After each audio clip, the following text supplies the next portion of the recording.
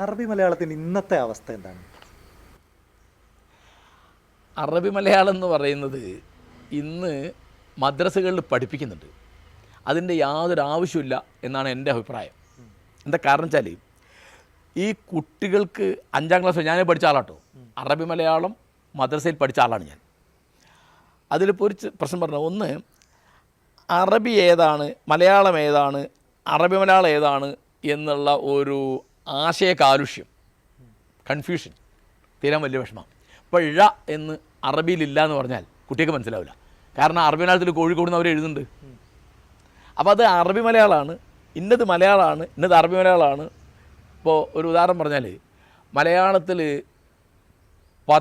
പദാരംഭത്തിൽ ഒരു വാക്ക് തുടങ്ങുമ്പോൾ ന എന്നുണ്ടാവില്ല എന്ന് പറഞ്ഞാൽ സാധാരണ മുസ്ലിം കുട്ടിക്ക് മനസ്സിലാവില്ല. കാരണം നബി എന്നവർ പറയുന്നുണ്ട്, നഫീസ എന്നവർ പറയുന്നുണ്ട്, പിന്നെ ഇംഗ്ലീഷ് പഠിക്കുന്ന നിബ് എന്നവർ പറയുന്നുണ്ട്. മലയാളത്തിൽ അങ്ങനെ വരില്ല. മലയാളത്തിൽ മലയാളമാണെങ്കിൽ അത് എന്നാന്നേ വരുള്ളൂ, അത് ദന്ത്യമായിട്ട് വരുള്ളൂ, വർസ്യമായിട്ട് വരില്ല. ഇങ്ങനെ ഒരുപാട്. ഇപ്പോൾ മലയാളത്തിൽ ഫ എന്നൊരു ശബ്ദമല്ല, ഫ എന്ന് മാത്രമേ ഉള്ളൂ.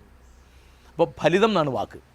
അപ്പോൾ ഇത് പഠിക്കുമ്പോൾ ഫ എന്നില്ല എന്ന് പറഞ്ഞാൽ ഫാത്തിമ എന്ന് എഴുതുന്നുണ്ടല്ലോ, കാരണം ഫ എന്നാണ് എഴുതുന്നത്. ഫാത്തിമ എന്ന് അറബിയിൽ എഴുതുന്നുണ്ട്, അതുപോലെ ഫിലിപ്പ് എന്ന് എഴുതുന്നുണ്ട് ഇംഗ്ലീഷിൽ. അതിന് ഈ ലിപിയ ഉപയോഗിക്കുന്നത്. അപ്പോൾ അങ്ങനത്തെ ഒരു കൺഫ്യൂഷൻ ഉണ്ട്. അപ്പോൾ പിന്നെ ഞാൻ കാണുന്നതെന്ന് വെച്ചാൽ ഇപ്പോൾ കൺഫ്യൂഷനൊക്കെ ഇരിക്കട്ടെ, അതൊക്കെ നമുക്ക് തീർക്കാൻ വിചാരിക്കുക. ഒരു ഉപയോഗമല്ല, നിത്യോപയോഗമല്ല. കാരണം നിങ്ങൾ ഈ ഭാഷയിൽ കത്ത് എഴുതുന്നില്ല, നിങ്ങൾ ഈ ഭാഷയിൽ ഡയറി എഴുതുന്നില്ല, നിങ്ങൾ ഈ ഭാഷ ഉപയോഗിക്കുന്നില്ല. ഈ ടെക്സ്റ്റ് 5ാം ക്ലാസ് കഴിഞ്ഞാൽ പിന്നെ ഈ ടെക്സ്റ്റ് എടുക്കുന്ന ആരാ? അപ്പോൾ എന്നെപ്പോലെ ഈ ടെക്സ്റ്റ് വായിക്കേണ്ട ആളുകൾ മാത്രമാണ്. അവർക്കത് വേറെ പഠിക്കാം. അതിപ്പം വട്ടെഴുത്ത് പഠിക്കില്ലേ, കോലെഴുത്ത് പഠിക്കില്ലേ. ഇതിപ്പോൾ ആയിരക്കണക്കിന് മദ്രസകൾ, അതിൽ 10,000-കണക്കിന് കുട്ടികൾ 5ാം ക്ലാസ്, അവർക്ക് അറബി പഠിക്കേണ്ട നേരം അവർ അറബി പഠിക്കണമെങ്കിൽ അവർ പഠിക്കേണ്ടത് മലയാളമാണ്.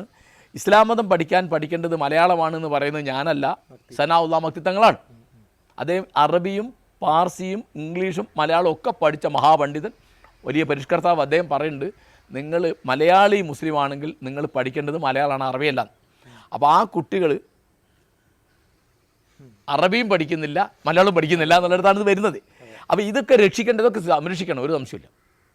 ഇത് പിന്നെ പ്രിൻ്റഡ് അച്ചടിച്ച കോപ്പിയായിട്ട് മലയാള ലിപിയിൽ ലിപ്യന്തരണം നടത്തിയിട്ട് ട്രാൻസ്ലിറ്ററേറ്റ് ചെയ്തിട്ട് പിന്നെ ഓഡിയോ ആയിട്ട് വീഡിയോ ആയിട്ട് എല്ലാം ഇത് സംരക്ഷിക്കണം, ഒരു സംശയമില്ല.